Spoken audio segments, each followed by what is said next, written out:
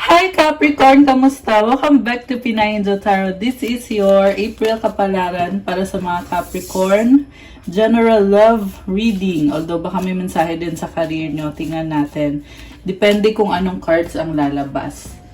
So, general reading ko to kaya maaaring mag-resonate o hindi. Pero pag nag-resonate, i-comment nyo para alam ko. Tingnan natin ang energies connected sa'yo ngayon, Capricorn.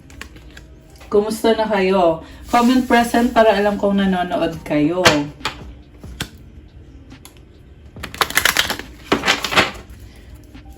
Tingnan natin ang paparating kay Capricorn. Okay, so unang mensahe para sa'yo. Tingnan natin. Yin Yang. Soul. This is about balance. Mukhang okay na okay ka ngayon. Malakas ang intuition mo. Balance ka ngayon eh. Malakas ang masculine at feminine energies mo. Kaya nagagawa mo ng mas maayos yung priorities mo. Ayan. Kita mo yung symbol na yan. Balance. So, posible din to. Meron kang ka-deal na soulmate. At na-attract mo yung soulmate mo ngayon, Capricorn. Next card mo, look inside yourself, examine what is causing you to feel this way. Ang lalim ng hugot mo ngayon. So, may dahilan yan eh. Posible nagkaroon ka ng past trauma or past experience na connected sa current situation mo. Posible din na yung pinagdadaanan mo ngayon, dati na yan nangyari sa'yo. Clover, Clouds, Child. Oh. Ang ganda ng energy mo ngayon, although merong mga bagay na medyo malabo. Pero full of excitement and may nakita kong transformation para sa'yo. Mukhang pabor na pabor sa'yo yung sitwasyon ngayon. Yun nga lang, may kalituhan dito guys. Kasi kita mo yung clouds kulay gray, di ba? So, may mga bagay na hindi mo maintindihan. Ang advice ko sa'yo, wag mo masyado overthink yan.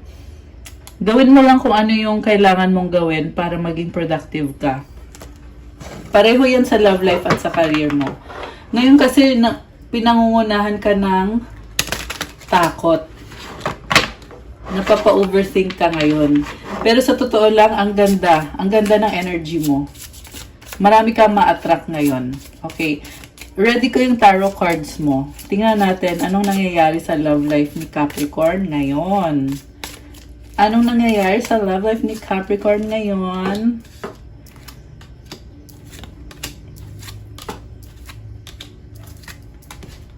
So, kamusta naman kayo guys? Okay, ito na. Overall energy mo is 5 of Swords. May sitwasyon na pakiramdam mo talo ka, kaya pinoproblema mo. Nagdadala ng pagbabago to sa buhay mo eh. And bukas, sa Monday pala, meron po tayong total solar eclipse. Kita mo yung kulay dilaw na yan. Eclipse brings transformation and change. Sa nakita ko, nangyayari yan sa'yo at napipressure ka sa mga bagay na tingin mo ay kailangan ayusin pero at your own risk. Ibig sabihin parang kailangan mong magsakripisyo or isakripisyo mo yung sarili mo para maging masaya lahat. Hindi naman kailangan ganun eh. Siguro talagang napipressure ka lang ngayon kasi gusto mong magkaroon ng pagbabago sa buhay mo. Sa recent past, Knight of Cups, the Hanged Woman, Seven of Swords. So, alam mo guys, may nakita ko dito, nagkaroon kayo ng misunderstanding ng person mo, Capricorn, and gusto mo maging okay kayo, pero at the same time, iniisip mo na dapat siya yung mag-reach out sa'yo, siya yung mag-effort, hindi ikaw. Kasi ikaw, lagi ka namang andyan, supportive ka sa taong yan.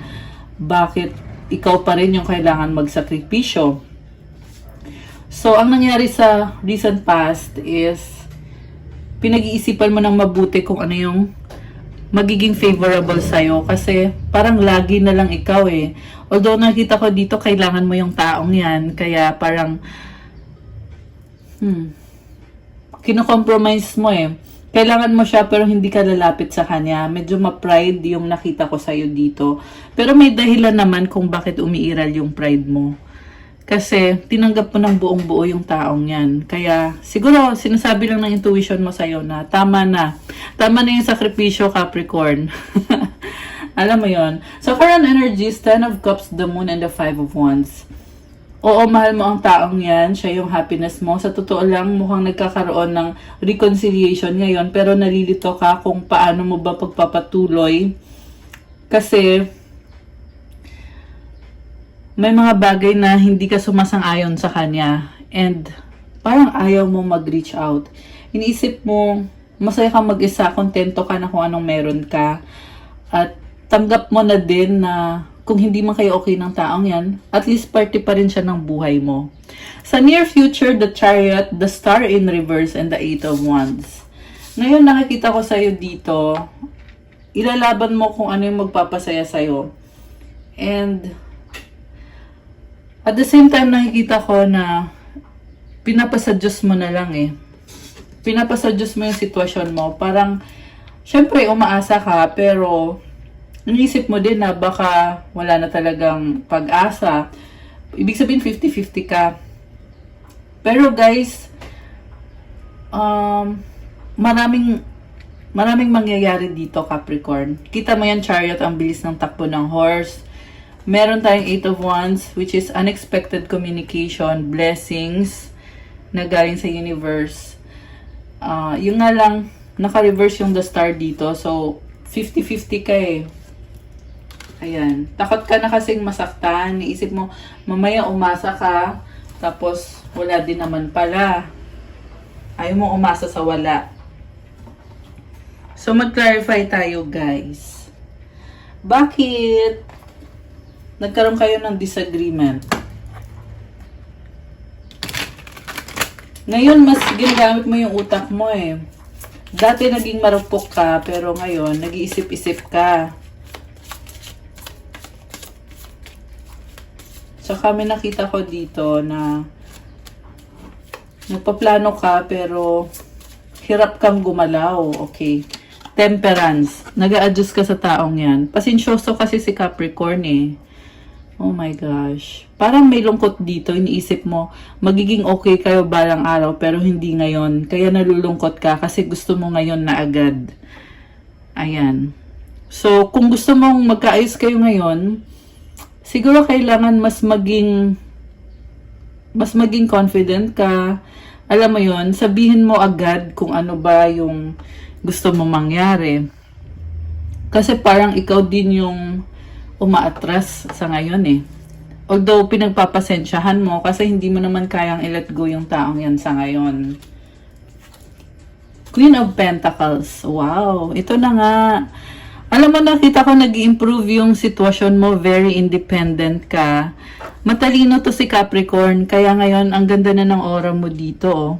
Dumating ka din sa point na masasabi mo na sa wakas, kaya kong mag-isa. Hindi ko kailangan ipilit yung sarili ko sa taong yan. Pero syempre, hindi maalis yung nag-wonder ka na may chance pa ba o ano. The Devil. Obsession. Obsessed ka naman pala sa taong yan eh. Parang sinaktan ka niya, guys. May nakita akong sugat. Ayan oh. Ayan oh. Sa mukha. So, kanina nabanggit ko yung tungkol sa trauma. Na-trauma ka, kaya niisip mo ngayon, di ko na pagpipilitan to, bahala na. Ganun na yung ano mo ngayon eh. Kita mo dito, may sugat din siya oh. Niisip mo na lang, bahala na to, wala na akong pakialam. Nakabukas yung third eye mo. Sabi ko nga kanina, ang malakas yung intuition mo ngayon eh. So, magtiwala ka sa sinasabi ng intuition mo kasi guidance mo yan. Sa bottom of the deck, the Fool. Oh my gosh. Bagong simula. Guys, nakaka-overwhelm to. Sa totoo lang, ang ganda ng energy. May na-feel akong portal na nagbubukas para sa'yo. It's only a matter of, i-embrace mo ba yung bagong simula na yan? Or kung hahayaan mo lang ba? 9 of Pentacles, 6 of Wands, Knight of Wands. Alam mo, nag-a-adjust ka naman pala sa taong yan eh, pero nagdadalang isip ka, parang atras abante yung nakikita ko sa'yo. The reason kung bakit ganyan ka is cause kampante ka na, kaya mo na sarili mo, ayaw mong umalis kung nasaan ka eh. Kita mo nakataas pa yung kamay niya. Paano sasabi mo dito, talk to the hand, wag mo akong pakialaman. Parang ganun yung nakikita ko dito. Huwag mo akong pakialaman kasi okay na okay ako nang wala ka. Kumbaga, kung magkakaroon man ng reconciliation dito, dapat sa kanya manggagaling, hindi sa'yo. Alam mo, sa totoo lang, dinideny mo yung feelings mo sa kanya. Mahal mo siya eh. Judgment.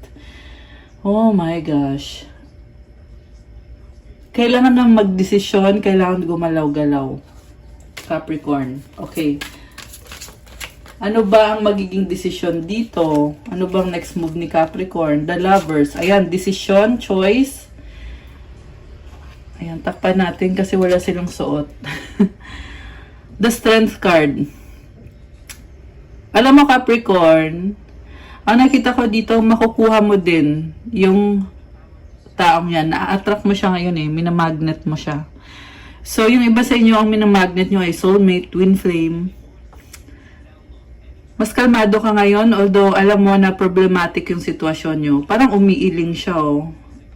Ayan. Problematic to guys, pero natitiis mo. Nakakalma mo pa yung sarili mo. Eight of Pentacles and the Queen of Swords. Natuto ka na. So, habang hinihintay mo yung taong yan, oh, alam mo may nakita ko dito magandang energies connected sa trabaho. Meron kang sistema ngayon na ginagawa, mas maganda, mas maayos, at mas maaliwalas yung vibe mo. Okay, so sa career mo to, meron kang pinag-aaralan eh, kita mo yung clouds. Ayan, may mga clouds. Okay. Ito pa, oh. Ten of Cups and the Empress. Oh my gosh! Guys! Alam mo, the more na nakafocus ka sa trabaho mo, the more naman ngayon na nagbubukas yung pintuan para sa pag-ibig. Ayan, sana all Capricorn. Oh my gosh. 222 on the clock, 12:22. So, we have angel numbers. So, nakuha mo si Empress card dito, katabi yung Ten of Cups. Alam mo, nakita ko,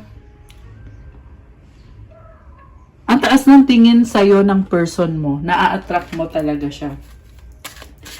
Kung kailan naman, mas gusto mo mag-isa, meron kang the moon eh. So, itong the moon card kasi kita mo nakatalikod siya. Pero balance eh, may dalawang pillars dito. So, kinoconsider mo yung buong sitwasyon. Malakas yung intuition mo. Ang laki ng moon, full moon pa nga eh. Yung nga lang, merong energy dito guys na parang, alam mo na, okay, may chance kayong dalawa, pero parang walang pupuntahan. Eight of Wands, kita mo yung mga ahas na yan. Ang gulo-gulo, walang direksyon.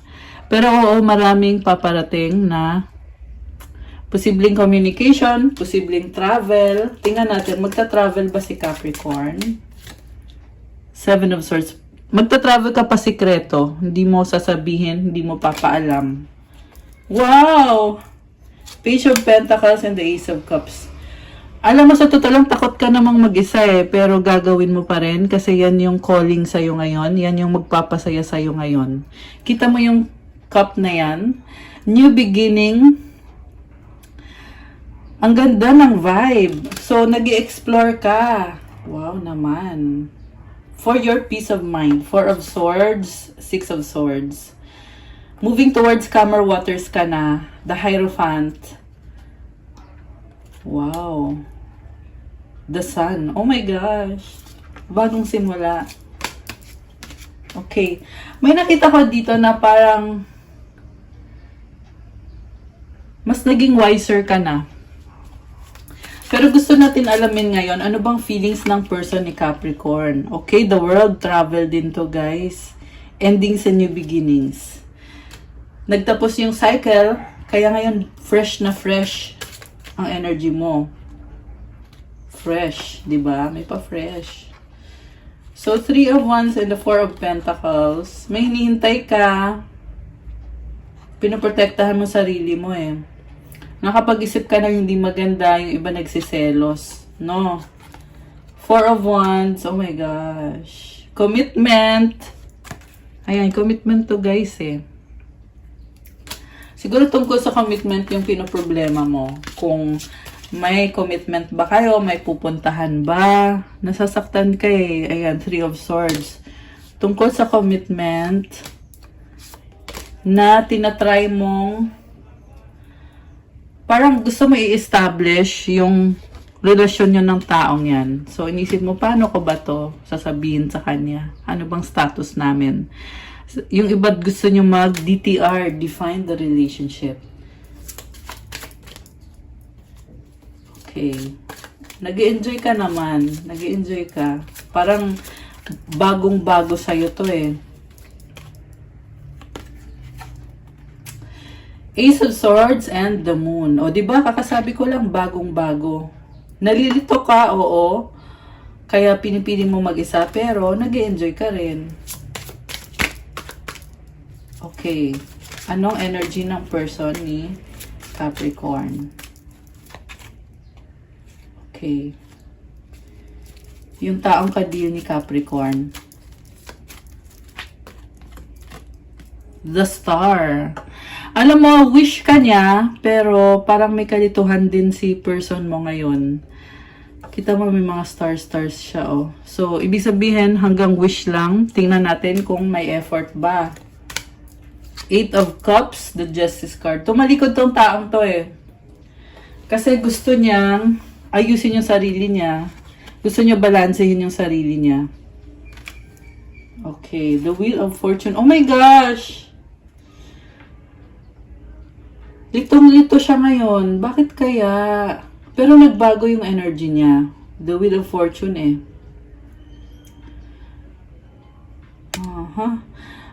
Okay, ang lumabas dito guys is long term yung iniisip ng person mo. So siguro, yung iniisip na niya, yung future na nasa ganung level na siya. Ten of Swords. Nasaktan tong taong to. May nakita ko na konsensya na guilty. Kaya siya nalilito eh. Okay. Okay, ano bang nangyari? Seven of Pentacles, Six of Cups. So,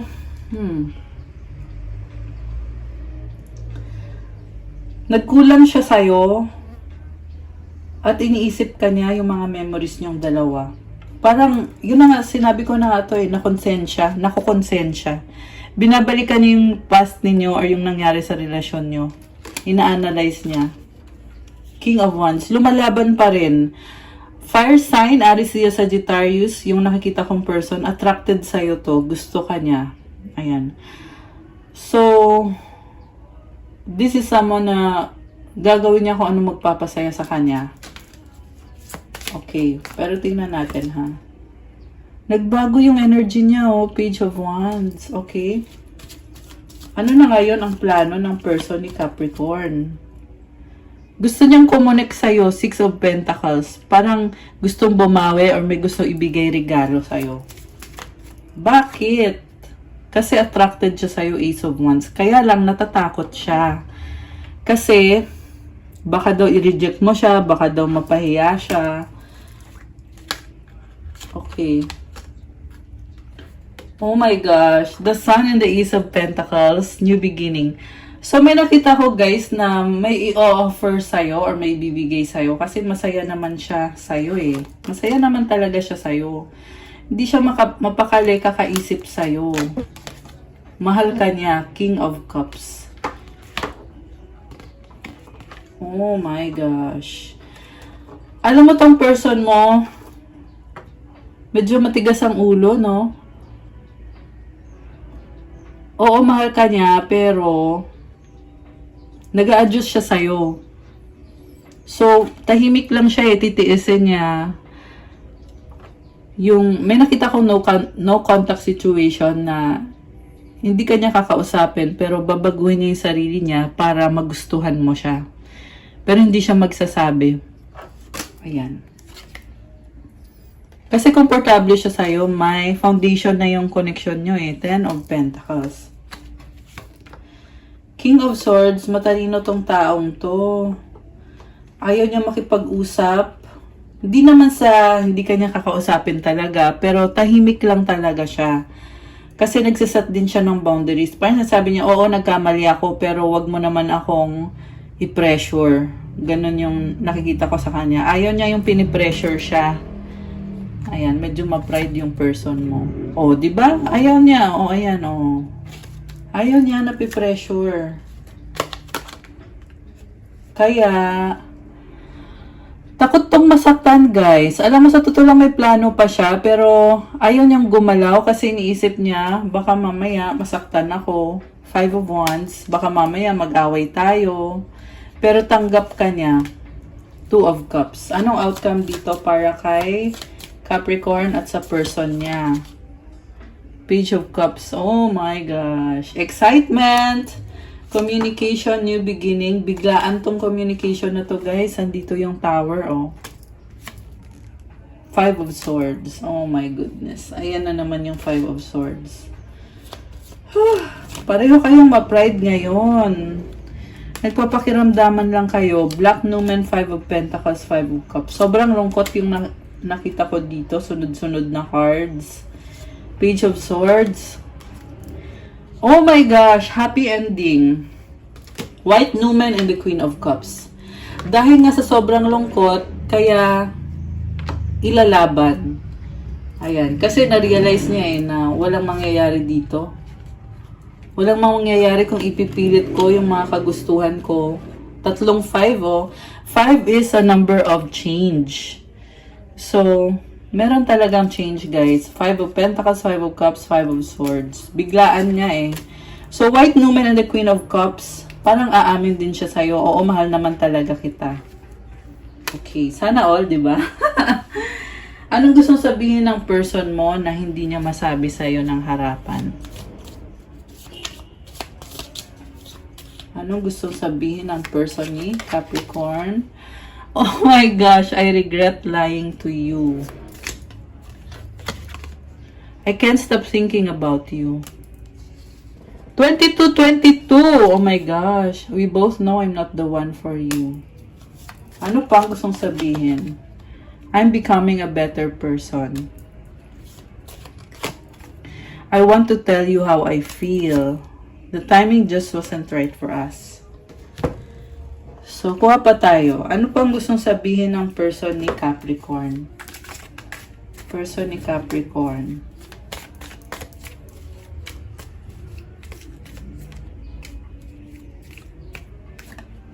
Oh my gosh! Take me back! Reconciliation! Definitely gusto niya magkaayos kayo.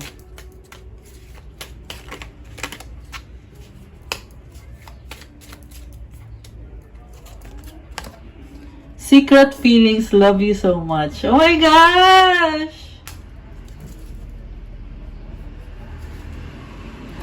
Nag-iisip. Guys! Meron pa ba gustong sabihin? Oh my gosh, guys! Magpo-propose! Ayan, si Capricorn lang yan, ha? Oh, 'di ba? Marriage, you're special. Guys, sobrang special ka sa kanya. Alam mo, nakita ko dito, na-appreciate ka naman niya eh. Medyo tahimik lang siya, medyo mataas yung pride. Gusto nga mag-propose sa'yo. Problems, burden. Okay, may problems din pala eh. Flirting, malandi. Siguro napapansin mo, nagfe-flirt sa'yo yung taong yan. Kailangan ka niya eh. Ayan, I am sorry. Nag-regret to, guys. May regret. Haba naman ang hair ni Capricorn. Okay. I don't believe you. Oh my gosh. Bakit may I don't believe you? I hide my true self. Kaloka siya. Nagtatago. I have something to tell you. Okay, ano kaya yung sasabihin na yon? Magpo-propose? I am struggling right now. Okay, hindi pala siya okay eh. Pero gusto talaga mag-propose. You make me happy! Oh my gosh. Okay. Anong advice sa mga Capricorn viewers natin? Anong advice? Sana yung cards ko para sa advice. Nawala.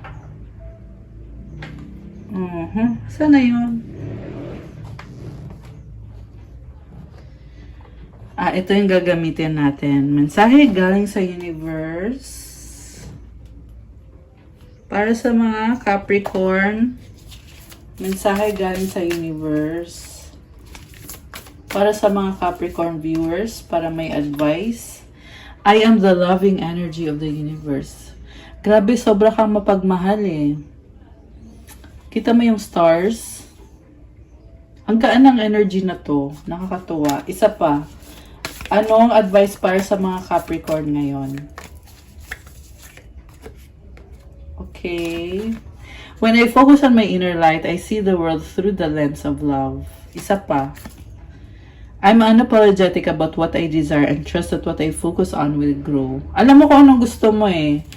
At alam mo din na magbubunga yung effort na ginagawa mo. Napaka-strong mo. Palaban ka ngayon.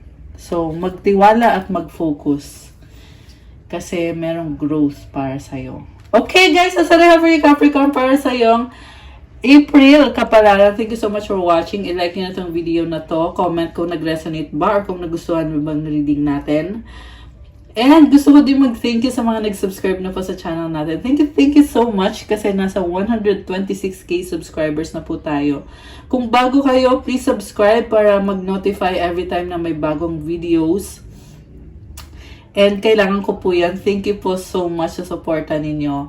Also guys, pwede kayo mag-avail ng private reading kung kailangan nyo ng gabay. May bayad po yun. Message lang kayo sa Facebook page ko, Pinay Angel Tarot, or sa Viber or sa WhatsApp para mas mabilis. Nasa description box po yung contact details. Mag-ingat lang sa mga fake accounts kasi kung mapapansin nyo sa social media, maraming accounts na gamit yung pangalan ko. Ang account ko lang po ay iisa lang. Isa sa Facebook, isa din sa Instagram, isa sa TikTok. Siyempre, sa YouTube, ganun. I-click nyo sa ilalim ng video na to sa description box. Andyan lang po lahat ng mga legit na accounts ko. Nire-remind ko lang kayo na palagi pong mag-ingat sa lahat ng mga online transactions nyo. Again, kung gusto nyo kumonect sa akin, may bayad po yung private reading. Nasa ilalim po ng video na to yung mga contact details. And may mga crystals din po tayo to help you attract money, attract love, for creativity, new beginning, protection, prosperity and abundance, at marami pang iba. Message na lang kayo sa Instagram ko. At doon nyo din makikita yung mga posts ko. Thank you, Capricorn! Have a good day. God bless you all and stay safe. And I'll see you again soon. Bye!